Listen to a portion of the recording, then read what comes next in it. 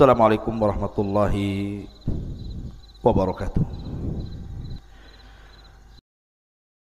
Peristiwa yang terjadi di bulan Rajab yang berkenaan dengan sirah Nabi sallallahu alaihi wasallam, peristiwa besar yang merupakan mukjizat Nabi sallallahu alaihi wasallam, Isra dan juga Mi'raj. Terjadi silang pendapat sebenarnya tentang kapan terjadinya peristiwa Isra dan Mi'raj ini. Cuman biasanya masyarakat di negeri kita ini selalu diingatkan dengan peristiwa Isra dan Mi'raj itu dikaitkan dengan bulan Rajab. Padahal ada yang mengatakan bahwa peristiwa Isra dan Mi'raj itu terjadi pada bulan Rabiul Awal tahun ke-13 Hijriah. Tahun ke-13, afwan, bukan Hijriah, setelah diangkatnya menjadi Nabi, artinya sebelum hijrah Nabi sallallahu alaihi wasallam. Ada juga yang mengatakan terjadi di bulan Muharram pada tahun sama ke-13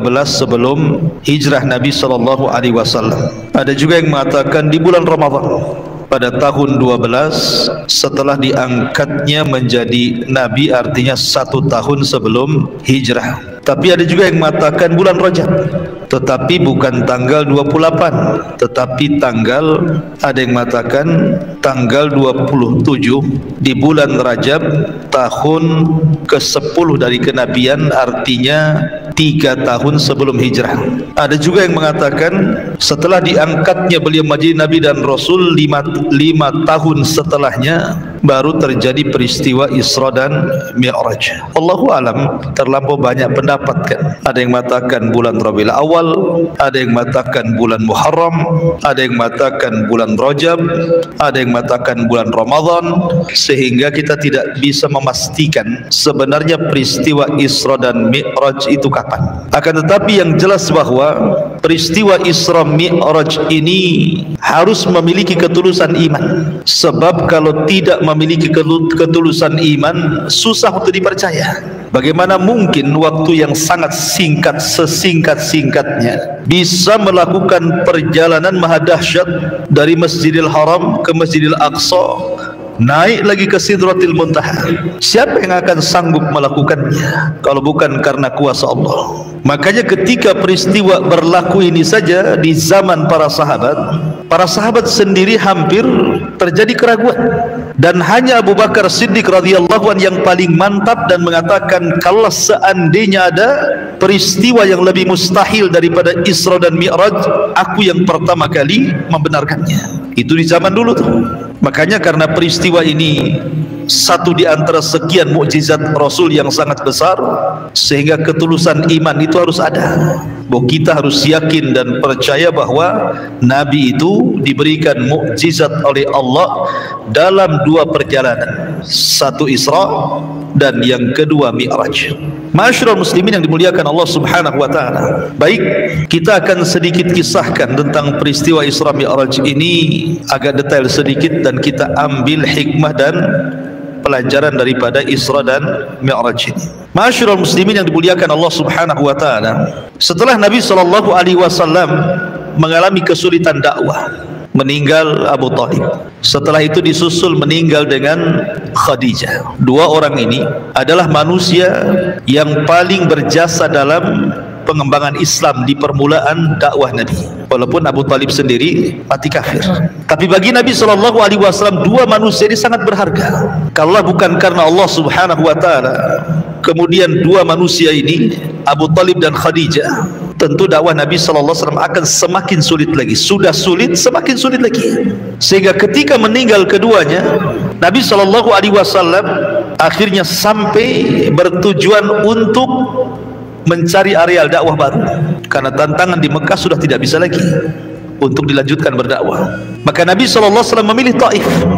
Sampai di Taif pula kemudian orang-orang Taif kurang lebih dengan orang Mekah, bahkan lebih parah. Karena 10 hari Nabi SAW door to door dakwah di Taif itu, tidak ada satupun orang Taif yang menerima Nabi. Bahkan sepakat dan kompak, mulai dari anak-anak, orang dewasa, orang tua, laki-laki, dan perempuan, semua mengusir Nabi dengan cara melempari Rasul dengan batu. Ini kan luar biasa, ikhwan. Itu bisa bayangkan, orang ketika berdakwah diusir satu kampung, dilempari batu. Kalau posisi saya langsung resign untuk jadi dai itu. Berat sekali gitu ya. Masuk ke kampung dilempari sama satu kampung, mau yang anak-anak kecil pun ikut-ikut pula kan. Kita bisa bayangkan susahnya Rasul berdakwah kala itu. Setelah pulang dari Taif, Nabi tidak bisa masuk Mekah, karena kalau dia sampai masuk Mekah, dia pasti dibunuh. Sehingga Rasul hanya bisa tinggal di perbatasan, di kebun kurma milik Mughirah itu. Baru setelah itu dia mengutus budaknya Zaid ibn Harithah untuk mencari orang yang bisa melindungi dia. Maka Zaid berusaha mencari-cari, tapi semua menolak. Akhirnya Allah Subhanahu wa ta'ala takdirkan adalah yang mau melindungi Nabi, sehingga Nabi SAW bisa masuk kembali ke Mekah. Dari sini Nabi SAW merubah dakwahnya kembali dari terang-terangan kembali ke Syria, ke door to door lagi, sudah tidak terang-terangan lagi karena musuhnya terlampau kuat gitu ya. Nah, dari sini Nabi SAW mulai berdakwah sembunyi-sembunyi lagi. Mulailah dia datang ke pembesar-pembesar beberapa kabilah, kebanyakan menolak. Ada juga yang menerima tapi dengan syarat dunia. Baru setelah kemudian ada orang-orang dari Madinah yang haji ke Mekah. Kemudian Nabi SAW mencoba mengajak dakwah kepada orang-orang Madinah. Di sini terbuka Islam. Baru kemudian orang-orang yang datang dari kota Madinah itu baru mau menerima Islam. Justru orang-orang Mekahnya sendiri di awal dakwah menolak, kecuali sebagian kecil yang menerima dakwah Nabi. Lah di saat Nabi SAW betul-betul ditolak dakwahnya, bahkan orang-orang Quraisy itu sudah mulai mengancam dengan ancaman intimidasi yang luar biasa. Dari sini Allah Subhanahu wa ta'ala ingin menenangkan hati Nabi, mengokohkan hati Nabi supaya jangan goyang dalam berdakwah. Maka dihiburlah oleh Allah dengan cara diberikan mukjizat besar yang disebut dengan peristiwa Isra dan Mi'raj ini. Itu kenapa kemudian awalnya Isra Mi'raj ini dihadiahkan Allah kepada Rasul. Baik, ma'asyiral muslimin yang dimuliakan Allah Subhanahu wa ta'ala, terkait dengan peristiwa Isra Mi'raj ini, ikhwan, kita mulai daripada kisah Nabi SAW ketika Nabi SAW di rumah Ummu Hani. Memang banyak riwayat ya tentang masalah Isra Mi'raj itu, tetapi pendapat yang paling kuat wallahu alam, jadi peristiwa Isra Mi'raj itu dimulai dari rumahnya Ummu Hani. Ketika Nabi SAW berada di Hatim. Hatim itu di sekitar sumur Zamzam. Ada yang mengatakan di Hijr Ismail. Tiba-tiba kemudian Nabi SAW didatangi dua malaikat. Malaikat ini kemudian membawa Nabi SAW ke Hatim, ke dekat sumur Zamzam itu. Kemudian membelah dada Nabi. Kemudian setelah dibelah dadanya, diambil jantungnya, kemudian dicuci di bejana emas dengan air Zamzam. Dan Allah penuhi jantung Rasul dengan hikmah dan iman. Kemudian dimasukkan lagi dan dijahit kembali. Tentu ini kan medisnya malaikat ya. Kalau medisnya orang bisa mati itu.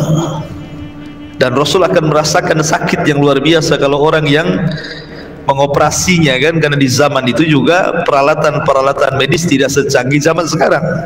Paling tinggi mungkin kalau ngurangi sakit itu suruh minum arak gitu ya kalau zaman dulu kan. Dari sini pertanyaannya, kenapa Nabi SAW dibelah dadanya, dibersihkan hati dan jantungnya? Walaupun ada khilaf ulama berapa kali sebenarnya Rasul itu dibelah dada itu. Ada yang mengatakan 2 kali, ada yang mengatakan 3 kali. Yang mengatakan 2 kali, peristiwanya adalah pertama saat Rasul masih kecil di rumah siapa? Halimah Sa'diyah. Ketika usia Rasul SAW masih anak-anak. Kemudian peristiwa yang kedua, saat peristiwa Isra Mi'raj dibelah dada lagi. Tetapi ada yang berpendapat tiga pendapat ketika Nabi SAW diangkat menjadi Nabi. Tetapi riwayat yang sahih wallahu alam bahwa Rasul itu hanya dibelah 2 kali saja. Pertanyaannya, kenapa harus dibelah dadanya? Dibersihkan jantungnya, diisi iman dan hikmah serta takwa yang luar biasa pada hati Nabi SAW. Karena Nabi SAW akan menghadap Allah secara langsung tanpa perantara Jibril. Dari sini ada hikmah besar bagi kita ikhwan, bahwa setiap kita ini pasti akan berjumpa dengan Allah. Saya, Anda, siapapun akan berjumpa dengan Allah. Bukan berjumpa dalam arti kata melihat wajah Allah subhanahu wa ta'ala. Semua ahli surga pasti melihat wajah Allah, tetapi berjumpa dengan Allah itu di mauqif, di padang mahsyar. Semua manusia akan diajak bicara oleh Allah satu persatu, dan di situ ada orang yang tidak dipandang Allah, ada orang yang tidak mau diajak bicara Allah, ada orang yang tidak mau dibersihkan oleh Allah. Artinya kita akan berjumpa dengan Allah di padang mahsyar. Sebagaimana Nabi SAW dibersihkan dadanya oleh Allah subhanahu wa ta'ala karena akan berjumpa dengan dia, harusnya kita juga sama. Kita harus persiapan bahwa kita akan berjumpa dengan Allah subhanahu wa ta'ala. Kemudian setelah Nabi SAW dibelah dadanya, dibersihkan jantungnya, kemudian dimasukkan kembali, diisi dengan iman dan hikmah, maka Jibril kemudian sudah mempersiapkan satu kendaraan khusus untuk para nabi yang disebut dengan buraq. Buraq ini dia lebih kecil dari kuda, tetapi lebih besar dibandingkan keledai. Jadi sedang dia ya, dia tidak besar kali, enggak. Kuda lebih besar, tapi tidak kecil kali seperti keledai, tidak, dia tengah-tengah. Tetapi buraq ini diberikan kecepatan langkah, kata Nabi SAW, sekali langkah maddal basar, sejauh mata memandang. Kalau antum naik ke ketinggian, kemudian mata antum melihat ke jauh sana, seperti itulah lompatan buraq itu. Sekali lompatan, saking cepatnya. Dan buraq ini adalah tunggangan para nabi. Ada yang mengatakan ketika Ibrahim alaihi salatu wassalam hendak membangun Ka'bah bersama Ismail dari Palestina ke Mekah, maka kendaraan Ibrahim adalah buraq. Artinya buraq itu kendaraan para nabi. Waktu saya kecil dulu di Jawa Barat sana, kalau masuk ke rumah orang itu biasanya ada kuda bersayap, kemudian wajahnya wajah perempuan, cantik lagi, ditulisi buraq di situ. Ikhwatu fiddin, ini pelecehan, ini pelecehan kepada buraq dan pelecehan kepada Nabi SAW. Dari mana tahu hadis Nabi tidak mensifati buraq itu kepalanya gadis cantik, badannya kuda dan bersayap? Nggak ada hadisnya, nggak ada riwayatnya. Kok muncul gambar? Setelah usut punya usut, saya coba menelisik, membaca gitu ya dari beberapa referensi di internetnya. Rupanya boleh jadi itu karena hasadnya orang-orang Yahudi kepada Islam. Karena Nabi SAW itu banyak menikah dan istrinya ada 11, sehingga mereka hendak mengolok-olok Nabi SAW dengan cara menggambarkan buraq itu pun harus kepalanya wajah perempuan yang cantik. Ini kan pelecehan. Seolah-olah poligaminya Nabi SAW itu hanya sekedar untuk nafsu seks saja, kan begitu? Tidak, wallahi. Tujuan poligami Nabi SAW itu syarat dengan pelajaran dan hikmah. Karena Nabi SAW itu dibimbing wahyu, bukan manusia biasa kayak kita. Maka tidak benar itu gambaran buraq kayak gitu, tidak benar itu. Mana ada buraq kayak gitu? Buraq itu kuda, dia lebih kecil dibandingkan kuda, lebih besar dibandingkan keledai. Kalau dia sekali langkah sejauh mata memandang, itu saja dalam riwayat seperti itu. Sudah kita imani seperti itu. Kenapa pula jadi gambar perempuan pula? Maka ini hal-hal yang bisa masuk kepada bab istihza, namanya mengolok-olok Nabi dan buraq itu sendiri gitu ya. Ma'asyiral muslimin yang dimuliakan Allah Azza wa Jalla, dalam sebuah riwayat walaupun fihi nazar oleh sebagian ulama, ketika Nabi SAW hendak menunggang buraq itu, buraq ini tidak mau ditunggangi, tidak mau ditunggangi karena mungkin bagi dia Nabi itu asing. Kayak antum kan, naik kuda tidak pernah ditunggangi kita, nggak terbiasa dengan kita, otomatis kan bahasa Melayunya kurang selesa lah kuda tu ya, kurang enak gitu kan, karena orang baru masalahnya. Maka ketika Burak itu bergerak-gerak, Rasul mau naik itu, maka Jibril mengatakan, ya Burak, wallahi, wahai Burak, demi Allah, kata Jibril, tidak ada manusia yang lebih mulia yang menunggangi dirimu kecuali Muhammad sallallahu alaihi wasallam. Maka tiba-tiba Burak pun terdiam, Rasul pun kemudian naik di atasnya. Dari sini menunjukkan apa? Setelah Burak itu tahu siapa yang akan menunggangi adalah Nabi sallallahu alaihi wasallam, langsung diam. Ada pelajaran apa? Burak ini tidak berakal, dia binatang. Tapi setelah diberitahu bahwa yang menunggangi dia adalah Rasul, sami'na wa ata'na. Terkadang ada sebagian manusia Allah berikan akal kepada mereka, datang perintah Allah dan Rasulnya, tapi terkadang di antara manusia itu tidak langsung mengatakan sami'na wa ata'na kan. Terkadang banyak mikir, sami'na wa tafakkarna katanya, ya kami dengar tapi pikir-pikir dulu katanya. Kan ada yang seperti itu ya.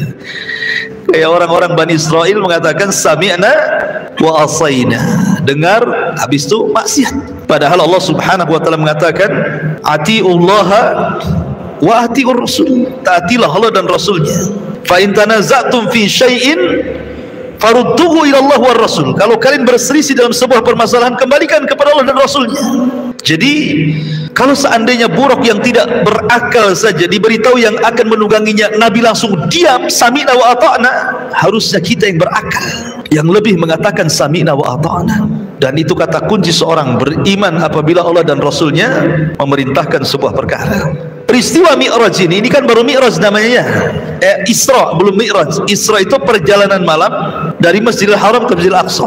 Perhatikan ayatnya. Allah mengatakan subhanalladzi asra bi'abdihi lailan minal Masjidil Haram ilal Masjidil Aqsa alladzi barakna fiha. Maha suci Allah yang telah memperjalankan hambanya. Subhanallah, Allah tidak mengatakan maha suci Allah yang memperjalankan nabinya. Allah tidak mengatakan maha suci Allah yang telah memperjalankan rasulnya.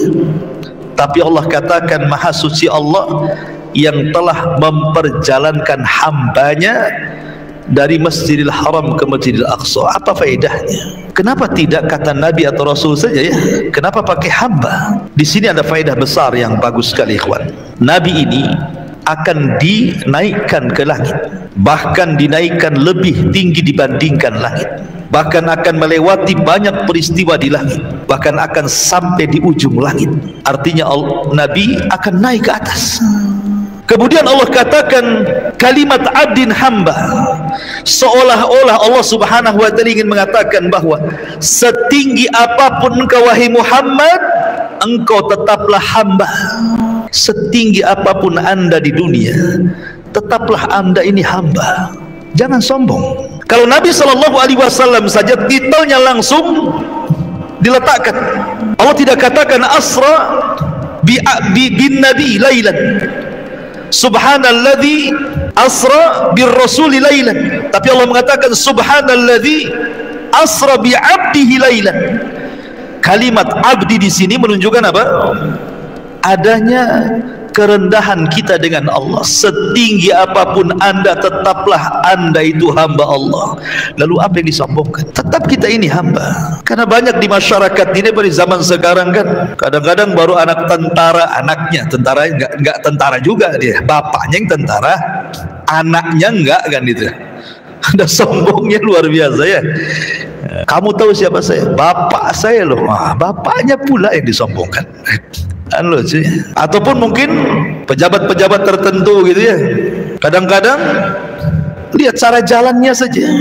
Cara jalannya saja itu sudah nampak sombongnya, karena dia mentang-mentang pejabat masalahnya ya. La haula wala quwata illa. Kalau ruh anda sudah dicabut, diangkat ke langit, enggak ada anda ini harganya sama sekali. Manusia ini ya dikeluarkan dari lubang keluar najis. Manusia ini dikeluarkan dari lubang keluar najis. Setelah keluar dan besar, di dalam tubuhnya ada najis. Setelah Allah wafatkan jadi bangkai 3 hari saja, sudah bau busuk, dan orang tidak mau mendekatinya. Lalu apa yang disombongkan? Kan itu ya. Ma'asyiral muslimin yang dimuliakan Allah Subhanahu wa taala. Maka ada faedah besar di sini bahwa peletakan hamba menunjukkan bahwa kita adalah hamba Allah. Setinggi apapun anda, tetaplah kita hamba Allah. Faedah yang kedua dari kalimat hamba, bahwa peristiwa Isra Mi'raj ini bukan peristiwa mimpi, bukan Rasul mimpi gitu kan. Kemudian dalam mimpinya dia diperjalankan dari Masjidil Haram ke Masjidil Aqsa, kemudian ke Sidratul Muntaha, balik lagi. Kalau mimpi mah ngapain? Kalau mimpi bukan mukjizat lah kan, namanya orang mimpi. Tetapi Allah Subhanahu wa taala ingin mengatakan ini bukan mimpi, bahwa perjalanan ini bukan perjalanan roh, tapi perjalanan ini ruh wal jasad, ruh dengan jasad. Makanya Allah katakan bi'abdihi, dengan hambanya. Kalimat hamba itu terrangkai antara ruh dan jasad. Jadi ini betul-betul ruh dengan jasad beliau dalam kondisi sadar, bukan dalam kondisi mimpi. Makanya Allah Subhanahu wa taala ingin menjelaskan bahwa peristiwa ini adalah peristiwa ruh dengan jasad. Allah katakan subhanalladzi asra bi'abdihi. Allah sebut hambanya supaya jelas bahwa ini mukjizat, ruh dengan jasad. Rasul itu melakukan perjalanan itu. Kemudian kalimat lailan, kenapa malam hari? Kenapa tidak dipilih siang?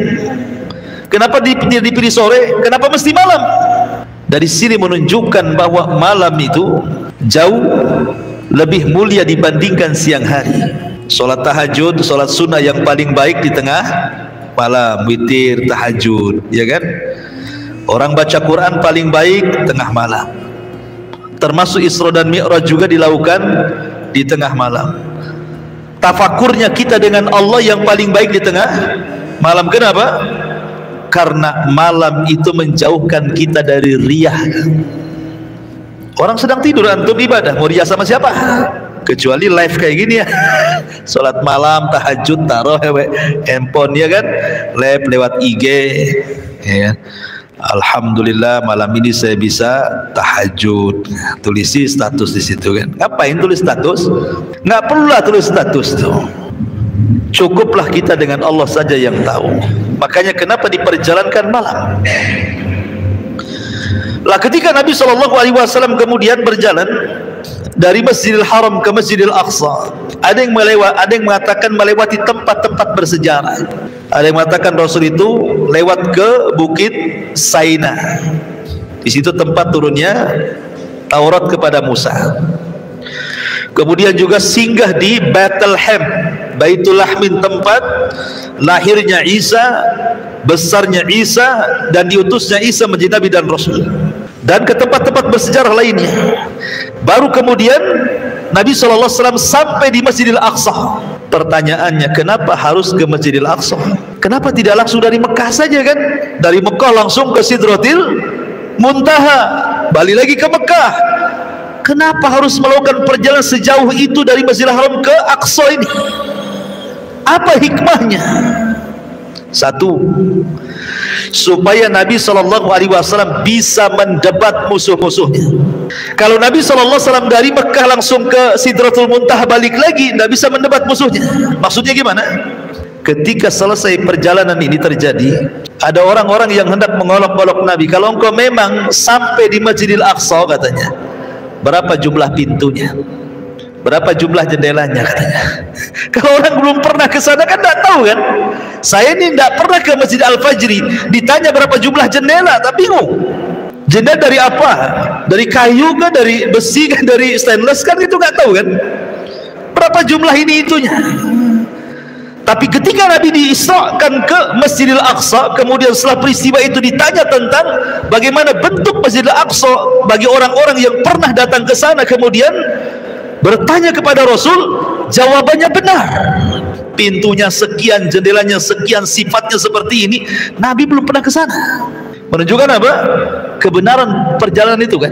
Makanya harus dilewatkan ke sana, supaya bisa membantah bahwa peristiwa ini benar adanya gitu, maksudnya ya, bukan bohong-bohongan. Yang kedua, bahwa Masjidil Aqsa itu kiblatnya para nabi. Kiblat seluruh para nabi itu Masjidil Aqsa. Dan Nabi SAW mengatakan, nahnu ma'asyiral anbiya lil'anlah, abuna wahid wa ummuna syattah. Kami para nabi ini satu turunan, bapak kami satu, ibunya yang banyak. Sehingga kemudian para nabi pernah berkumpul di Masjidil Aqsa.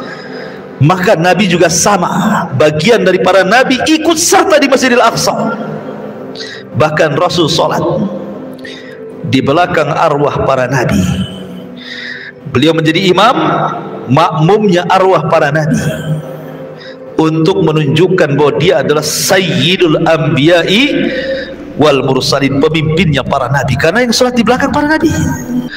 Kemudian juga supaya kita jangan pernah lupa dengan Masjidil Aqsa. Bagaimanapun Masjidil Aqsa itu adalah tempat suci ketiga setelah Masjidil Haram, Masjid Nabawi, Masjidil Aqsa, karena masjid itu pernah disinggahi Rasul dalam peristiwa besar ini. Jangan pernah lupakan Aqsa. Kemudian juga faedahnya, karena Masjidil Aqsa itu adalah pintu masuknya Rasul ke langit. Jadi pintu langit itu sejajar dengan Masjidil Aqsa, karena langit itu ada pintunya. Makanya Allah mengatakan dalam surah An-Naba ayat 19, wa futihatis sama fakanat abwaba. Langit itu ada pintunya. Tidak sembarang orang naik ke langit, tidak bisa dari Mekah langsung ke langit, harus dari pintunya. Dan pintu langit itu sejajar dengan Masjidil Aqsa. Begitu keterangan para ulama. Artinya bahwa ketika Nabi SAW sudah sampai di Masjidil Aqsa, selesailah proses yang pertama yang disebut dengan perjalanan Isra. Isra itu artinya perjalanan malam yang ditempuh Rasul dari Masjidil Haram ke Masjidil Aqsa. Itu disebut Isra namanya. Nah, sekarang masuk kepada pembahasan Mi'raj. Apa itu Mi'raj? Bagaimana peristiwanya? Ma'asyiral muslimin yang dimuliakan Allah Azza wa Jalla, setelah Nabi SAW salat, di belakangnya para nabi. Kemudian Nabi SAW diangkat oleh Allah Subhanahu wa taala ke langit, bukan menggunakan buraq. Ingat, buraq itu kendaraan bumi. Dia cuma sampai ke Masjidil Aqsa, ditambatkan di Masjidil Aqsa yang katanya tempat tambatan buraq itu sekarang menjadi tembok ratapan bagi orang-orang Yahudi. Baru kemudian Rasul dengan kuasa Allah Subhanahu wa taala naikkan ke langit. Bagaimana caranya wallahu a'lam, itu kuasa Allah. Yang jelas Jibril menemani Nabi SAW sampai ke langit. Ketika sampai di langit pertama, maka Jibril itu Sayyidul Malaika, ingat ya, pemimpinnya malaikat. Semua malaikat tunduk kepada Jibril karena dia pemimpinnya. Tetapi walaupun demikian, Jibril ketika masuk ke pintu langit tetap minta izin kepada security langit itu, dan minta izin. Subhanallah, malaikat itu beda dengan manusia. Wa yaf'aluna ma yu'marun, mereka hanya melakukan yang diperintahkan Allah, sehingga tidak sembarang orang keluar masuk langit itu. Makanya penjaga langit mengatakan, man, siapa kamu? Kata Jibril, saya Jibril. Dalam hadis begitu, saya Jibril. Subhanallah, Jibril ini pemimpin malaikat. Dia tidak mengatakan saya pimpinanmu, kayak gitu kan? Saya pimpinanmu, tidak. Dia mengatakan saya Jibril. Ya, tawadhu'nya Jibril. Ini yang naik ini dua pemimpin. Satu pemimpin malaikat, satu pemimpin manusia dan jin. Rasul itu sayyidul awalina wal akhirin, sayyidul anbiya'i wal mursalin, pemimpinnya orang awal dan orang akhir dari kalangan manusia dan jin, pemimpinnya para nabi dan rasul, berjalan dengan pemimpin para malaikat. Ini dua pemimpin nih yang naik nih, bukan sembarang. Tapi security langit ini tetap tanya, siapa tuh? Jibril. Siapa yang bersama wa Jibril? Muhammad. Apakah Allah sudah perintahkan Muhammad boleh naik, katanya? Awaqad uhiya ilai, apa dia sudah diperintahkan boleh naik? Subhanallah, detailnya seperti itu. Padahal Jibril kan pemimpin para malaikat, masa nggak yakin dengan Jibril? Kenapa harus ditanya detail kayak gitu kan? Apakah sudah diperintahkan orang ini naik ke langit, katanya kan? Masya Allah.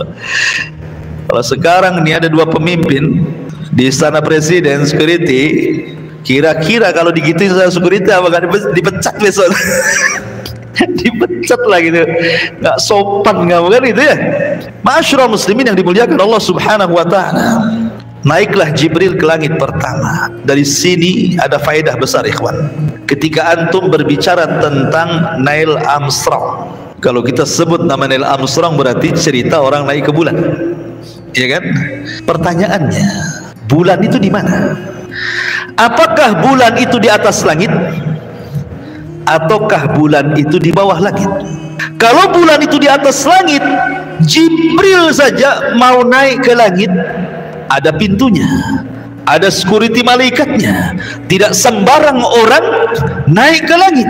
Pertanyaannya, apakah Neil Armstrong ketika ke bulan sama dengan Jibril? Paham kan? Siapa kamu? Neil Armstrong.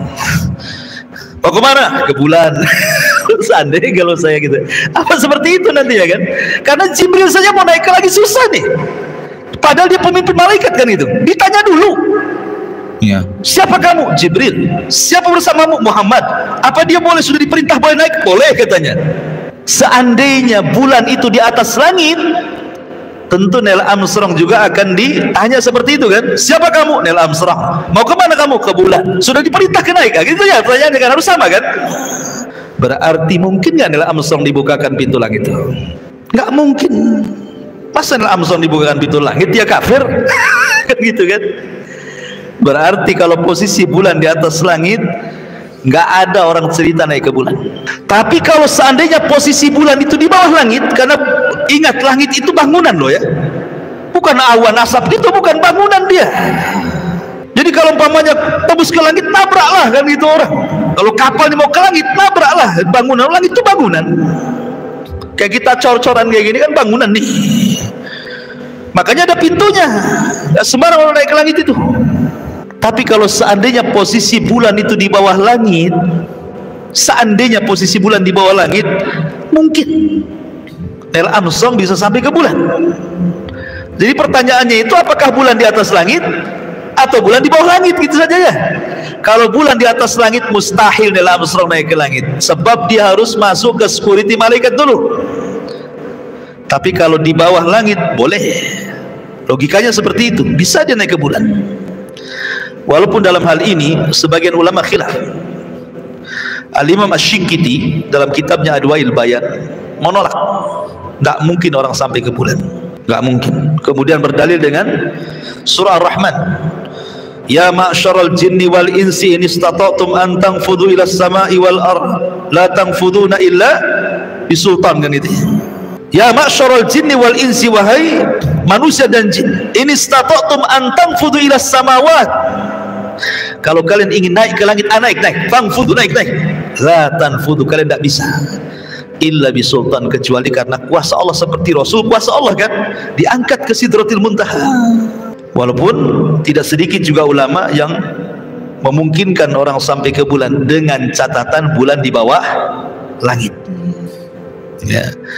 Ma'asyiral muslimin yang dimuliakan Allah Subhanahu wa taala, ketika Nabi SAW di langit pertama jumpa dengan siapa? Nabi Adam. Kata Nabi Adam alaihi salatu wassalam, marhaban bibnin salih wa nabiyyin salih. Selamat datang anakku yang baik dan nabiku yang baik.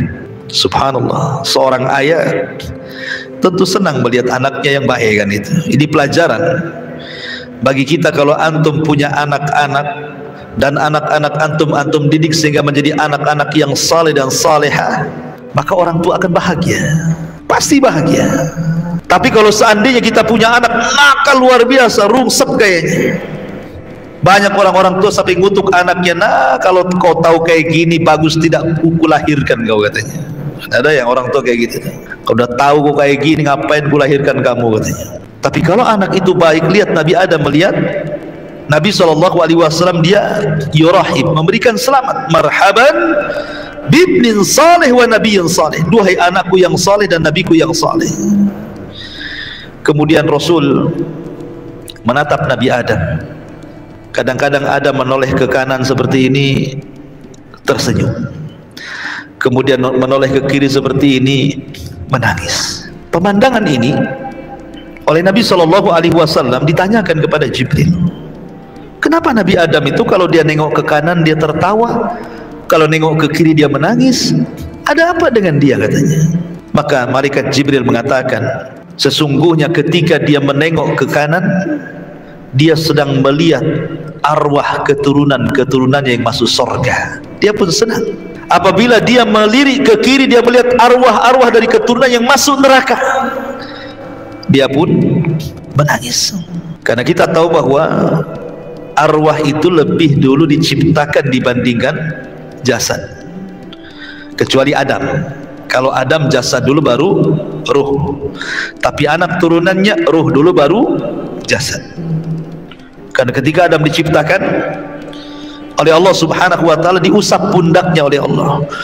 Diusap sebelah sininya, keluar semua ruh itu dari punggungnya Adam.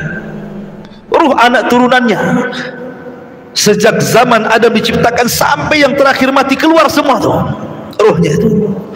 Kemudian diletakkan di alam arwah, dibuatlah perjanjian dengan Allah Subhanahu wa taala, alastu bi rabbikum, bukankah aku Rabb kalian? Maka semua orang mengatakan qalu bala, ya engkau Rabb kami. Antum tidak ingat saja, antum pernah di alam itu. Jadi pertanyaan selanjutnya, kenapa Nabi SAW diperjumpakan dengan Adam? Adam itu Abul Bashar, bapak manusia. Malaikat sujud kepadanya. Hikmahnya kata ulama, supaya Nabi SAW tahu sebagaimana Adam pernah diusir dari sorga, kemudian hijrah ke bumi, maka itu pun akan dialami oleh Nabi SAW. Dia diusir dari Mekah dan hijrah ke kota Madinah. Itu hikmahnya. Kenapa dia berjumpa dengan Nabi Adam? Sehingga ada ketenangan bagi Nabi, kan? Bahwa akan berlaku hijrah di sini. Sebagaimana Adam hijrah, bahkan para nabi sebelumnya sudah terjadi hijrah. Nabi Ibrahim hijrah dari Irak ke Palestina. Lut juga hijrah. Nabi Musa dari Mesir ke Palestina juga hijrah. Hampir semua para nabi mengalami hijrah. Tetapi akhtarul hijrah, sebahaya-bahaya hijrah adalah hijrah Nabi SAW. Kemudian yang kedua, naiklah Rasul ke langit kedua. Sama juga, jarak langit pertama ke kedua itu bukan jarak yang tempuh yang mudah, tidak. Jauh jaraknya, 500 tahun perjalanan. Dari langit pertama ke kedua itu 500 tahun perjalanan. Dalam riwayat Abdullah bin Mas'ud itu. Jadi tinggi sekali langit pertama ke kedua. Sama dengan tingginya bumi dengan langit yang kita lihat. Kemudian setelah mengucapkan salam, meminta dibukakan pintu, naik ke langit kedua, berjumpa dengan siapa? Berjumpa dengan Isa dan juga saudaranya Yahya ibn Zakaria. Kemudian keduanya memberikan ucapan selamat, marhaban bi akhin saleh wa nabiyyin saleh. Selamat datang saudaraku yang saleh. Di sini tidak mengatakan anakku yang saleh, saudaraku yang saleh dan nabiku yang saleh. Maka Nabi SAW berjumpa dengan Isa dan juga Yahya. Nabi Isa bin Maryam belum meninggal, sehingga Nabi SAW berjumpa dengan Isa itu ruh dan jasad. Karena Isa kan belum mati, belum meninggal. Jadi masih dengan ruh dan jasadnya di langit kedua itu. Karena Allah mengatakan bal rafa'ahu Allahu ila sama, bahkan kami angkat Isa ke langit. Ketika orang-orang Yahudi mengklaim kami membunuh, qatalna Isa bin Maryam, kami sudah membunuh Isa bin Maryam, maka Allah bantah, wa ma qataluhu wa ma sallabuhu walakin syubbiha lahu bal rafa'ahu Allahu ila sama. Yahudi tidak membunuhnya, Yahudi tidak menyalibnya, bahkan Isa diserupakan dan Isa diangkat ke langit. Bantahan Quran. Isa masih hidup dan Rasul berjumpa, ya. Kemudian berjumpa dengan Yahya. Apa hikmah perjumpaan? Kenapa mesti berjumpa dengan Isa dan Yahya? Kenapa tidak nabi-nabi yang lain? Kan banyak 25 nabi. Nabi Sulaiman kah di situ? Nabi Daud kah? Kan begitu. Nabi Soleh, Nabi Hud, kan banyak para nabi itu. Kenapa diperjumpakan dengan Isa dan Yahya? Di sini ada hikmah pelajaran. Sebagaimana Yahya dibunuh oleh orang Yahudi dengan cara sadis, dipenggal lehernya. Kemudian lehernya Nabi Allah Yahya digunakan untuk mahar wanita pelacur. Jadi Yahya itu dipenggal lehernya, betul-betul dipenggal, diambil kepalanya, jasadnya dikirim ke bapaknya. Subhanallah, antum bayangkan, Jadi dari leher ke bawah jasadnya dikirim kepada Nabi Zakaria, ayahnya. Kepalanya dibawa ke istana, dijadikan mahar wanita pelacur. Oleh siapa? Yahudi. Kemudian Isa bin Maryam dikepung rumahnya, sehingga kemudian kalau bukan karena pertolongan Allah Subhanahu wa taala, Isa pun mungkin dibunuh juga, karena sudah dikepung tentara itu rumahnya. Kemudian Isa mengatakan kepada murid-muridnya, siapa di antara kalian yang mau kuserupakan wajahnya denganku, kujadikan kalian temanku di sorga. Tidak ada yang mau, karena tahu mau dibunuh. Tapi ada muridnya yang paling muda siap menggantikan posisi Isa. Barulah kemudian Isa diangkat ke langit. Ibrahnya apa? Sebagaimana Isa dan Yahya itu dirongrong orang-orang Yahudi, maka Rasul pun sama akan menghadapi rongrongan dari orang-orang Yahudi. Dan menjadi kenyataan ketika Nabi SAW di Madinah dihadapkan dengan 3 Yahudi besar, Bani Quraidah, Bani Qunaiqa, Bani Nadir. Adapun Bani Nadir hendak membunuh Nabi SAW dengan cara apa? Mengambil batu besar, naik ke atap, kemudian akan ditimpakan di kepala Nabi. Karena ketika itu Nabi hendak bermusyawarah dengan Bani Nadir.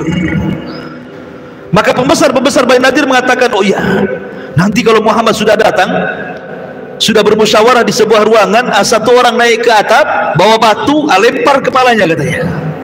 Oh, dibunuh. Tapi Rasul datang Jibril, jangan berangkat, mereka sudah merencanakan pembunuhan. Rasul nggak jadi. Bani Quraidah, ketika Nabi SAW pulang dari Khaybar, menang dalam perang Khaybar, kemudian pura-pura menjamu Rasul dan para sahabat. Daging yang diberikan kepada Rasul dikasih racun, dan Nabi sempat memakan racun itu. Sebab itulah Rasul meninggal, diracun.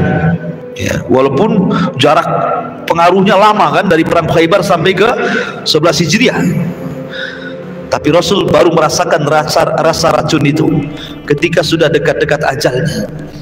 Allah hendak memilihkan kematian Rasul, mati syahid, makanya meninggal dengan cara seperti itu. Tapi lihat keganasan orang Yahudi. Kemudian orang-orang Yahudi datang kepada Labid bin Asam, seorang penyihir Rasul. Rasul disihir Labid bin Asam. Siapa yang membayar Labid bin Asam untuk menyihir Rasul? Yahudi. Memang Yahudi itu kurang ngajar betul, membunuh para nabinya. Termasuk Nabi SAW berkali-kali upaya pembunuhan terjadi kan. Makanya kemudian Rasul dipertemukan dengan Isa dengan Yahya. Jangan heran, sebagaimana mereka dirongrong orang Yahudi, kau pun akan dirongrong orang Yahudi. Hati-hati dengan Yahudi, itu maksudnya. Baru Nabi SAW naik ke langit berapa? Ketiga, berjumpa dengan siapa? Nabi Yusuf. Dan Yusuf itu dikatakan memiliki separuh dari ketampanan Adam. Berarti Adam itu tampan, ya kan? Kalau Nabi Yusuf saja separuh ketampanan Adam, wanita-wanita itu ngiris-ngiris jari sambil pegang buah.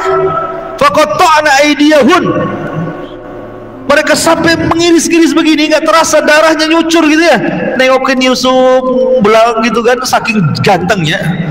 Berarti Adam tuh ganteng sekali. Kenapa kemudian Darwin bilang kita pula keturunan kera pula gitu ya? Adam mana ada gantengnya kera itu? Tengok kera itu gantengnya, dibedakin pun tidak ada ganteng-gantengnya kera itu. Mau dioperasi plastik gak akan ganteng deh. Ma'asyiral muslimin yang dimuliakan Allah Azza wa Jalla. Jadi Adam itu ganteng sekali. Makanya Yusuf diberikan separuh ketampanan Adam. Lalu apa hikmahnya? Kenapa Rasul diperjumpakan dengan Nabi Yusuf?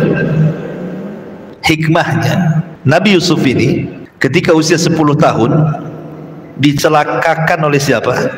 Saudara-saudaranya kan. Saudara-saudaranya datang kepada ayahnya, kami kan jarang main dengan Yusuf ya, tolonglah sekali-kali mainlah dengan kita, izinkan, masa di rumah terus gitu kan. Kata ayahnya, enggak, saya takut Yusuf dimakan serigala. Loh, kami ini orang-orang kuat, masa kami nggak bisa kalahkan serigala, katanya. Akhirnya terus minta-minta, dilepas juga Yusuf. Apa yang terjadi? Terjadilah makar saudara-saudara Nabi Yusuf. Mereka pun berbuat jahat, akhirnya memasukkan Yusuf ke sumur. Padahal mereka itu 3 perencanaannya: dibunuh, dilempar ke tengah-tengah hutan, atau dimasukkan ke sumur. Lihat jahatnya mereka tuh maksudnya. Lah sebagaimana Nabi Yusuf dirongrong oleh keluarganya, maka engkau pun wahai Muhammad, dakwahmu akan dirongrong keluargamu. Siapa yang merongrong pertama dakwah Rasul? Abu Lahab. Abu Lahab yang pertama merongrong dakwah Nabi. Belum ada orang musuh Nabi, Abu Lahab pertama musuh Nabi. Makanya Allah kutuk sampai kiamat, tabbat siada abi lahab wa tab ma agna anhu maluhu wa makasab sayasla narum dzata lahab wa imra'atu hammalatal hatab fi jidha hablum min masad. Bayangkan surah Tabbat sini tidak diselipkan di surah Al-Baqarah, tidak pula diselipkan di surah Al-Imran, tidak juga diselipkan di surah Al-An'am. Kenapa? Kalau seandainya Tabbat siada diselipkan di tengah-tengah Al-Baqarah, nggak ada orang baca. Sikit yang baca kan. Baca Al-Baqarah mana imam? Imam baca balik 5 ayat awal aja Al-Baqarah, habis itu nah mungkin satu surat Al-Baqarah kecuali Ramadan kan itu ya. Itu pun yang banyak hafal aja yang hafid. Tapi Allah sendirikan Tabbat tidak diletakkan di tengah-tengah surat panjang, disendirikan jadi surat pendek sehingga mudah dihafal dan semua orang mudah baca dan imam rata-rata membacanya. Bayangkan, supaya peristiwa ini jangan dilupakan, hampir setiap hari kutukan kepada Abu Lahab dibaca kaum muslimin dari ujung timur, barat, utara dan selatan. Kenapa? Karena dia orang yang pertama memusuhi Nabi, dikutuk sampai kiamat. Ayatnya akan dibaca terus sampai kiamat. Makanya hikmahnya Rasul berjumpa dengan Nabi Yusuf. Baru kemudian Nabi SAW naik lagi berjumpa dengan siapa? Nabi Idris di langit keempat. Dan Idris ini Nabi yang Allah Subhanahu wa ta'ala anugerahkan mendapatkan pahala sebanyak jumlah orang yang didakwahinya. Dia orang yang pertama kali menulis, menjahit, menjinakkan kuda sehingga bisa untuk jihad, ya. Lah Idris ini diangkat oleh Allah Subhanahu wa ta'ala ke langit keempat. Dan ini Allah Subhanahu wa ta'ala katakan wa rafa'nahu makanan aliyya, kami angkat Idris ke tempat yang paling tinggi, maksudnya ke langit keempat. Ada yang mengatakan riwayat Israiliyat, ketika Idris tahu bahwa pahala dia setiap harinya akan digandakan oleh Allah sejumlah umat yang didakwahinya, sehingga dia tidak mau cepat mati, kalau bisa panjanglah usianya. Jadi ada berdiskusi dengan Jibril, wahai Jibril, bisa enggak Allah panjangkan usia? Kata Jibril, itu wewenang hak malakul maut, tugasku bukan nyabut nyawa. Kalau engkau ingin dipanjangkan, diskusinya bukan dengan saya, dengan malakul maut, katanya kan. Kata Idris, kalau gitu di mana ya saya bisa berjumpa dengan dia, biar bisa tawar menawar kan soal usia. Kata Jibril, kalau kau mau aku angkat kau ke langit. Akhirnya Jibril mengangkat Idris ke langit. Ini kisah Israiliyat ya. Kemudian sampailah di langit keempat. Rupanya malakul maut sudah nunggu di situ. Jibril kaget, belum dipanggil, dia kan pemimpin malaikat, dia bisa manggil mana saja, namanya pemimpin kan itu. Belum dipanggil sudah ada di situ. Kata Jibril, saya belum memanggil dirimu, kenapa kau ada di sini? Kata malakul maut, aku pun heran. Barusan aku mendapatkan tugas dari Allah, disuruh mencabut manusia di langit keempat. Mana ada manusia di langit keempat, katanya. Kan gitu ya. Rupanya siapa? Idris, yang baru diangkat Jibril. Subhanallah. Idza jaa ajaluhu la yastakhiruna sa'atan wa la yastaqdimun. Kalau sudah datang ajalnya tidak bisa maju, tidak bisa mundur, pas waktunya kan itu. Satu sisi Idris ingin berdialog, minta ditambah usianya, sisi lain pula Allah menugaskan malakul maut mencabut nyawanya. Kontrasnya kan ya.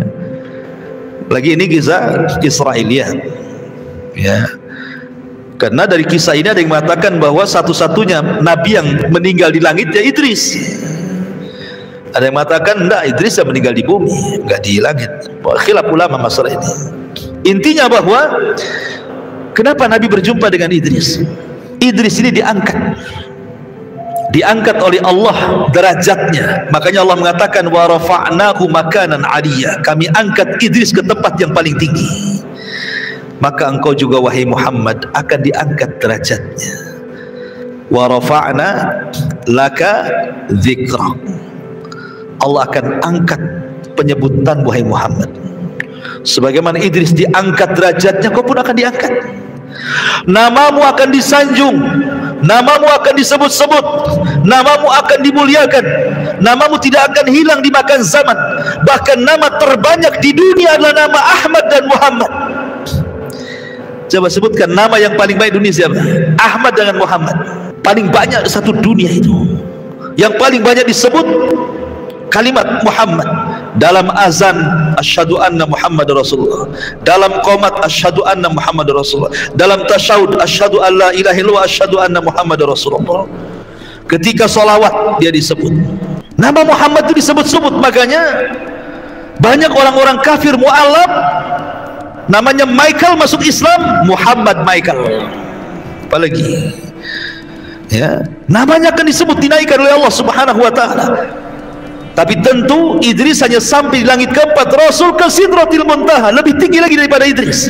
Maka diperjumpakan dengan Idris untuk menenangkan hati Rasul. Gak apa-apa kau sekarang diejek, diolok-olok, dihinakan, direndahkan, diintimidasi. Tenang, nanti kau akan diangkat seolah-olah seperti itu. Kemudian dari langit keempat naik ke langit ke-5, berjumpa dengan siapa? Nabi Harun. Harun ini jadi nabi karena syafaat Nabi Musa. Dia bukan nabi, dia saudaranya Nabi Musa. Cuman Harun ini fasih lidahnya, Musa ini pelat lidahnya. Harun ini orator, Musa ini susah ngomong. Kata Musa, ya Rabb, jadikanlah saudaraku ini nabi. Aku tidak bisa dakwah sendirian kepada Fir'aun. Dia afsahu minni lisanan, lebih fasih lisannya dibandingkan aku, kata Musa. Dan Allah kabulkan Harun diangkat jadi nabi karena syafaat Nabi Musa. Jadilah dia nabi. Cuman bedanya, kalau Nabi Harun dicintai Bani Israel, kenapa? Dia dari kecil di tengah-tengah Bani Israel, kemudian hidup bersama Bani Israel, diangkat jadi nabi, tidak lepas Bani Israel. Ketika dibawa Nabi Musa bersama Bani Israel pun meninggal di Arduti, di tengah-tengah Bani Israel. Makanya Bani Israel senang dengan Harun. Tapi Musa kecil di rumah Fir'aun, kan gitu ya. Kecil kan di rumah Fir'aun, dia nggak pernah di tengah-tengah Bani Israel. Musa itu kecil-kecil rumah Fir'aun, sudah dewasa buat kasus bunuh orang, pergi pula ke tanah Arab, ke Madian, dapat istri orang Arab, kemudian pulang pula baru setelah jadi nabi bersama Bani Israel. Sehingga kedekatan Musa kepada Bani Israel tidak lebih dekat dibandingkan Harun kepada Bani Israel. Dari situlah Bani Israel lebih senang Harun dibandingkan Musa. Bani Israel itu lebih suka dengan Harun dibandingkan Musa. Musa lembut, Harun itu lembut sekali. Ingat ketika kasus Bani Israel menyembah patung anak sapi, kemudian Musa datang, ditarik janggutnya Harun, ditarik rambutnya Harun oleh Musa. Kenapa kau sesatkan Bani Israel, katanya. Kata Harun, aku sudah berusaha meminta agar mereka jangan menyembah patung anak sapi itu, akan tapi bisa apa daya, mereka hendak membunuhku, ya aku biarkanlah. Ya, beda aku dengan kamu, beda kelas. Kau ditakuti Bani Israel, aku tidak ditakuti, katanya kan. Ya. Jadi Harun lembut sekali gitu ya. Jadi orang-orang banyak suka dengan Harun dibandingkan dengan Musa. Lah Rasul sallallahu alaihi wasallam diajarkan ketika berjumpa dengan Harun, jadilah kau seperti Harun dalam berdakwah, lembutlah dengan umatmu. Wa in kunta faddan ghalidhal qalbi lan faddu min haulik. Ya Muhammad, kalau engkau keras kepada umatmu ketika berdakwah, hilanglah semua itu. Mereka lari, nggak mungkin mereka menerima dakwahmu. Makanya Allah mengatakan, maka narifku fi syai'in illa zana. Tidaklah sebuah kelembutan digunakan untuk apapun kecuali pasti menghiasinya. Tidaklah kekasaran digunakan dalam apapun kecuali mengotorinya. Jadi Rasul diajarkan agar lembut. Dari situlah Rasul sallallahu alaihi wasallam adalah selembut-lembut manusia dalam berdakwah. Ud'u ila sabili rabbika bil hikmati wal mau'izatil hasanah wajadilhum billati hiya ahsan. Laqad kana lakum fi Rasulillahi uswatun hasanah. Kemudian setelah berjumpa dengan Harun, Rasul naik ke langit ke-6, berjumpa dengan siapa? Musa, kalimullah. Ya. Nabi Musa ketika berjumpa dengan Rasul menangis, dia menangis. Kemudian dia mengatakan, seraya mengisyaratkan kepada Nabi SAW, bagaimana mungkin anak semuda ini, kata Nabi SAW disyaratkan kepada Rasul, bagaimana mungkin anak semuda ini yang diutus di akhir zaman, tetapi umatnya lebih banyak masuk surga dibandingkan umatku, katanya. Ini bukan hasad, cuman Nabi Musa memuji Rasul gitu. Bagaimana bisa anak muda ini diutus di akhir zaman, usianya pendek, tapi umatnya paling banyak dibandingkan umatku, yang masuk surga jauh lebih banyak dibandingkan umatku masuk surga, katanya. Sedih Nabi Musa, iri dengan Rasul. Harusnya seperti itu. Antum kalau melihat dunia, lihat ke bawah. Kalau lihat agama, lihat ke atas. Maksudnya apa? Lihat dunia, jangan ke bawah, jangan ke atas, pegel. Ya Rob, kenapa lah tetangga sebelah itu enak kali lah usahanya. Kemarin beli mobil, sekarang nambah lagi beli, dari tingkat pula. Apa kerjanya orang itu? Punya tuyul kali. Kadang-kadang kan aneh gitu ya. Antum kalau nengok orang pegel nih, nengok terus tuh pegel nih, kawan. Coba antum negak gini sih pegel. Coba lihat ke bawah, bersyukur antum. Alhamdulillah, saya walaupun ngontrak-ngontrak tapi tak kayak orang itulah, tidur di bawah jembatan, kan itu ya. Bersyukur dia, ada syukurnya gitu loh kalau niat ke bawah no? Itu kalau dunia. Kalau agama janganlah nengok ke bawah. Alhamdulillah, saya masih hafal Fatihah wa duha. Si Anu belum hafal. Kapan antum mau hafal lebih itu, kapan kalau gitu caranya? Harusnya antum nengok ke bawah, ke atas kalau agama kan. Aduh, si Anu Al-Baqarah hafal, masa saya nggak bisa hafal? Saya harus hafal juga. Itu maksudnya. Kalau agama ke atas, dunia ke bawah, supaya bersyukur. Dari sini Nabi SAW mengatakan, la tangduru ila man huwa fauqakum. Jangan melihat kepada orang yang di atas kalian. Fangduru ila man huwa asfala minkum. Tapi lihatlah kepada orang yang di bawah kalian. Fahuwa ajdar alla tajrar nikmatallah alaikum. Supaya kalian lebih bisa bersyukur akan nikmat yang Allah anugerahkan kepada kalian. Ini faedah dari perkataan Nabi Musa ini. Karena Nabi SAW ketika bicara tentang Ya'juj dan Ma'juj, kata Adam, Allah memanggil Adam, ya Adam, keluarkan dari umatmu, dari penduduk neraka, dari 1999. Yang 999 masukkan ke neraka, satu masukkan ke surga. Kagetlah Adam, kok bisa? Ya, yang 999 itu Ya'juj dan Ma'juj, dan satu dari kalian.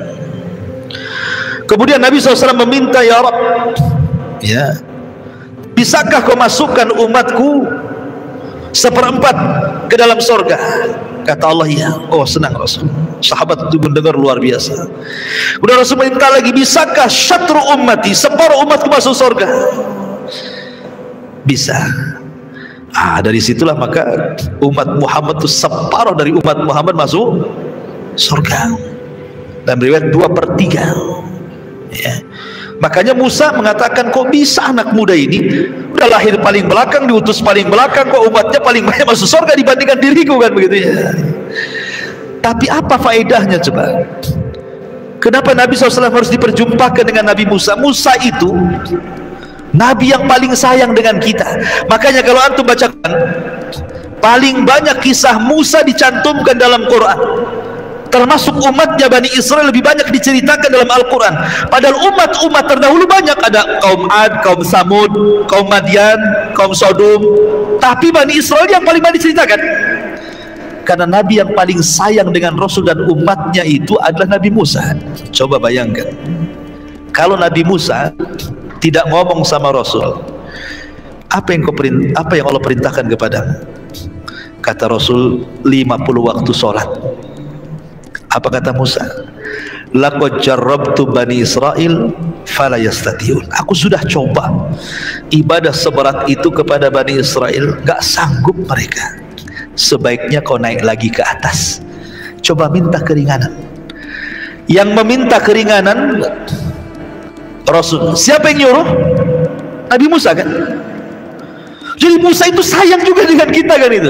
Seandainya Nabi Musa nih tidak ngomong seperti itu kepada Rasulullah, kemudian Rasul langsung turun ke bumi, kemudian kita diwajibkan sholat 50 waktu, ikhwan. Jangan lagi cerita 50 waktu. 5 waktu saja alasannya satu gudang. Maghrib capek, males jamaah. Kadang-kadang tinggal maghrib. Waktu isya udah ngantuk, tidur. Nanti subuh sibuk persiapan kerja. Apalagi coba alasannya kan? Ada aja alasan orang sholat itu, ya kan? Ini baru 5 waktu loh ya. Cemana 50 waktu? Nak berapa banyak lagi alasan antum? Alasannya bukan segudang lagi, itu bergudang-gudang alasannya kan itu ya. 5 waktu aja macam-macam alasannya. Coba sayangnya Nabi Musa loh ya. Umatmu nggak sanggup, minta lagi keringanan. Masya Allah. Syukur antum sama Nabi Musa kan gitu ya. Karena dia nyuruh Rasul untuk minta keringanan. Akhirnya Nabi SAW kemudian minta keringanan 5 dari 50, 45, 40, 35, 30, 25, 20, 15, 10 sampai terakhir 5 kan itu ya. Coba bayangkan, semua ini upaya Nabi Musa. Karena Rasul itu Nabi yang paling pemalu. Rasul itu pemalu sekali. Dia kalau diperintah itu tidak mungkin tidak dilaksanakan dan tidak mau tawar-tawaran. Itu malunya Rasulullah itu. Rasul manusia yang paling malu, akhlaknya luar biasa, sehingga apapun diperintahkan Allah laksanakan, gitu modelnya kan. Tapi Musa merayu, jangan. Aku pernah loh melakukan ini kepada Bani Israel. Bani Israel badannya kuat-kuat, umatmu lemah-lemah. Bani Israel gede-gede, umatmu kecil-kecil. Aku sudah coba yang seperti itu aja nggak kuat, apalagi umatmu, katanya kan. Nah, akhirnya Rasul ikut sarannya Nabi Musa, naik lagi ke langit, minta lagi keringanan, kan luar biasa ya. Lalu kenapa kemudian Nabi SAW berjumpa dengan Musa? Apa hikmahnya? Nabi Musa ini orang yang paling sabar ketika berdakwah di tengah-tengah Bani Israel. Macam-macam ujian. Makanya Rasul mengatakan, laqad udhiya akhu Musa katsira fasabara. Sungguh saudaraku Nabi Musa itu banyak kalilah ujiannya di tengah-tengah Bani Israel itu, tapi dia Nabi yang sabar luar biasa. Macam-macam fitnah Bani Israel itu, diturunkan mukjizat beriman, nanti kufur lagi, minta mukjizat diturunkan lagi, kufur lagi, diturunkan mukjizat, begitu asik, begitu saja Bani Israel itu. Sampai terakhir mereka memfitnah Nabi Musa gara-gara nggak mau mandi sama mereka. Jangan-jangan Musa ini mungkin bahasa kitanya ada kurapnya, mungkin itu di badannya itu, masa mandi saja harus sendiri katanya. Atau jangan-jangan Musa itu tidak ada ototnya, jangan-jangan kayak perempuan tuh badannya katanya. Kok nggak mau mandi sama kita? Kok zaman dulu kan mandi di rame-rame. Jangan kan zaman Nabi Musa, zaman kita kecil-kecil di kampung saja di sungai mandi bareng-bareng nyemplung kan itu ya. Nabi Musa itu pemalu. Sampai bayangkan kehormatannya dicela sama Bani Israel, nggak dihormati. Tapi Allah membantu nabinya ketika Nabi Musa mandi, bajunya ditaruh di batu, batunya jalan. Dikejar sama Nabi Musa, telanjang itu, batunya jalan. Rupanya batu itu lewat kepada Bani Israel yang sedang mandi. Nabi Musa kejar batu itu, dia telanjang. Terbelalalah semua Bani Israel dengan keindahan tubuh Nabi Musa itu. Wah, rupanya apa yang dituduhkan benar nih katanya. Dia orang yang paling indah, yang paling kekar. Sampai harus dibuktikan seperti itu. Sampai ketika Harun meninggal yang dituduh membunuh Nabi Musa, bayangkan. Harun meninggal, katanya dibunuh Nabi Musa katanya. Sampai mereka minta jasadnya, lihat jasad, tampakkan jasadnya Harun kalau dia tidak dibunuh Nabi Musa. Akhirnya malaikat Jibril bawa jasadnya, tidak ada tanda-tanda pemukulan, berarti nggak dibunuh. Sampai seperti itu bayangkan ya. Tapi Musa itu sabar. Artinya bahwa Nabi diperjumpakan dengan Nabi Musa itu supaya Rasul lebih sabar lagi dalam berdakwah itu. Makanya Allah mengatakan wa tawassaw bil haqqi wa tawassaw bis sabr. Antum harus sabar ketika dakwah itu, karena orang yang kita hadapi itu macam-macam otaknya itu. Ada yang lembut, ada yang keras, ada yang kayak batu, ada yang kayak lempung gitu ya, macam-macam orang itu. Kemudian yang terakhir Rasul berjumpa dengan Ibrahim. Ibrahim sedang bersandar di Baitul Ma'mur. Baitul Ma'mur itu Ka'bahnya malaikat. Al-jaza min jinsil amal. Sebagaimana Ibrahim membangun Ka'bah di bumi, maka dia disandarkan di Ka'bah yang ada di langit. Ka'bahnya para malaikat Baitul Ma'mur. Kata ulama, Ka'bah malaikat dengan Ka'bah bumi itu sejajar. Kalau ini roboh, maka kena dengan Ka'bah di bawah. Jadi sejajar, kata ulama. Ka'bahnya malaikat dengan Ka'bah di bumi itu satu jajar. Jatuh saja kena tuh Ka'bah di bumi. Ya. Makanya ada penelitian kan, Ka'bah ini kan banyak keanehan-keanehan, ya kan, diteliti dunia tuh. Ya, karena sejajar dengan Ka'bah Baitul Ma'mur. Baitul Ma'mur itu setiap hari 70.000 malaikat masuk sholat di situ. Kemudian keluar nggak pernah kembali.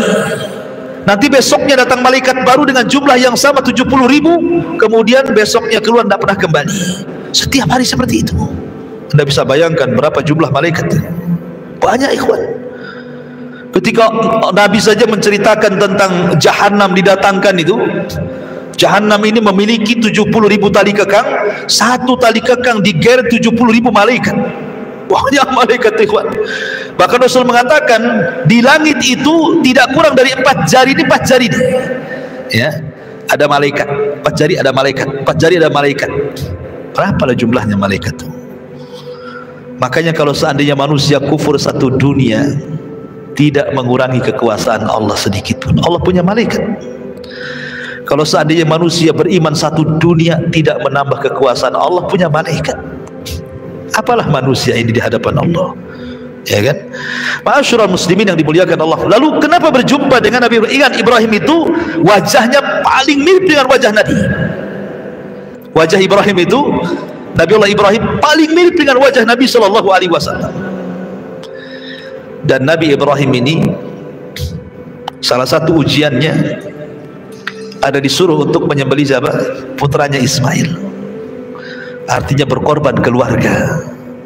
Dan Rasul pun akan mengalami korban keluarga.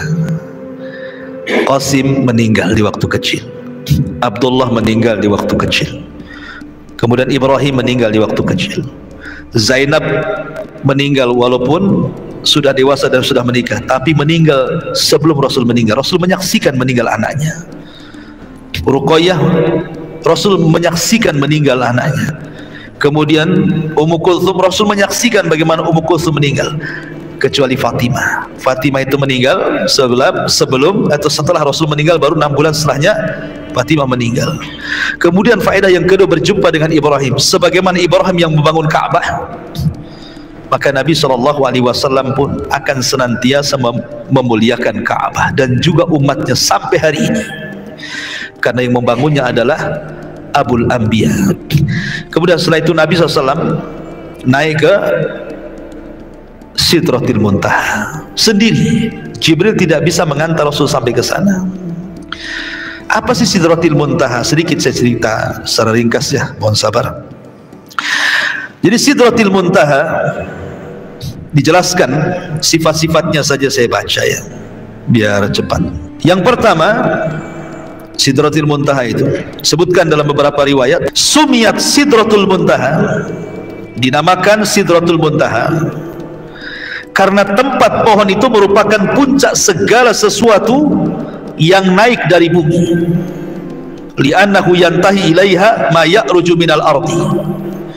Dinamakan Sidratul Muntaha karena tempat pohon itu merupakan puncak segala sesuatu yang naik dari bumi dan yang Allah turunkan pangkalnya di Sidratul Muntaha, baik wahyu atau yang lainnya. Bisa juga dimaknai karena Sidratul Muntaha merupakan puncak yang diketahui makhluk. Lebih dari itu makhluk tidak tahu, karena pohon itu berada di atas langit dan bumi, sehingga Sidratul Muntaha merupakan puncak ketinggian di mana terhenti semua ilmu makhluk di situ. Di atasnya sudah ilmu Allah, nggak ada yang tahu. Ya. Bahkan dikatakan Ibnu Abbas dinamakan Sidratul Muntaha, pohon puncak, karena ilmu malaikat puncaknya sampai di sini.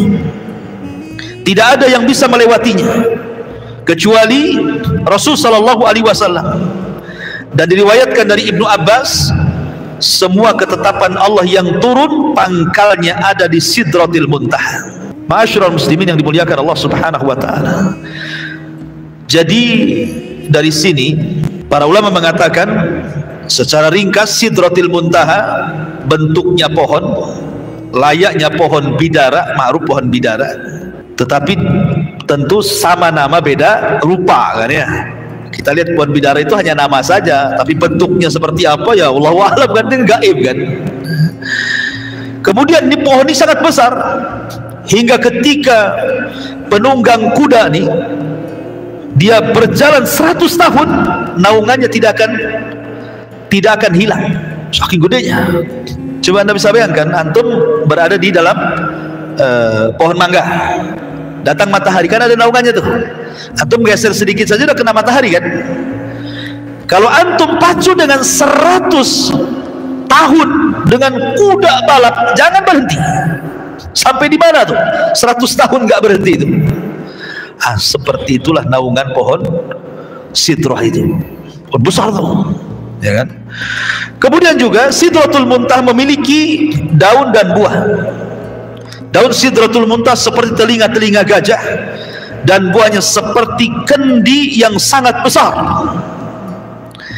Terdapat laron-laron dari emas. Antum tahu laron ya, laron sawah itu kan, tapi ini emas, bukan laron-laron dari sawah kan. Laron-laron emas itu berterbangan di pohon itu, diliputi dengan perintah Allah hingga warnanya berubah. Dan pohon Sidratul Muntaha sangat indah hingga tidak ada manusia yang mampu menggambarkan keindahannya. Dan letaknya di dekat Sidratil Muntaha itulah surga Allah Subhanahu wa taala. Lah Rasul sampai di situ. Kemudian berdialog dengan Allah. Tapi Rasul tidak melihat wajah Allah. Allah itu punya tabir, dalam riwayat tabirnya cahaya, dalam riwayat tabirnya api. Di balik tabir itulah Allah berdialog dengan Rasul. Dari sinilah ada syariat yang disebut dengan salat 50 waktu tadi. Kemudian Nabi Musa berjumpa Nabi Musa, kata Nabi Musa, tawar lagi. Akhirnya dikurangi 5 jadi 45. Turun lagi kata Nabi Musa, naik lagi, dikurangi 5 jadi 30. 25, 20, 15, 10 sampai ke 5. Kata Nabi Musa, naik lagi. Umatmu tidak sanggup. Sudah 5 loh ya. Kata Nabi Musa, naik lagi. Minta keringanan, umatmu nggak sanggup. Masya Allah, seandainya Rasul naik, enak nggak tuh? Enak lah. Kita sholat kan gitu kan. Kan kurangnya 5 kan. Kalau tinggal 5 kata Nabi Musa, naik kurangi, habislah. Bukan 22 kurangnya 5. Tapi Rasul mengatakan fastahyaitu rabbi, aku dah malu. Kata Rasul, enggak apa-apa 5 saja lah kan gitu. Aku dah malu, dah enggak apa-apa 5 saja. Rasul turun, baru diwajibkan sholat 5 waktu kepada Rasul dan kepada umatnya. Wallahu a'lam bishawab. Ikhwatu fillah muliakan Allah azza wa jalla. Pembahasan ini kalau mau diambil hikmah dan pelajaran banyak pelajaran yang kita bisa petik dari kisah Isra Mi'raj Nabi sallallahu alaihi wasallam. Tapi mudah-mudahan yang penting-pentingnya sudah saya sampaikan.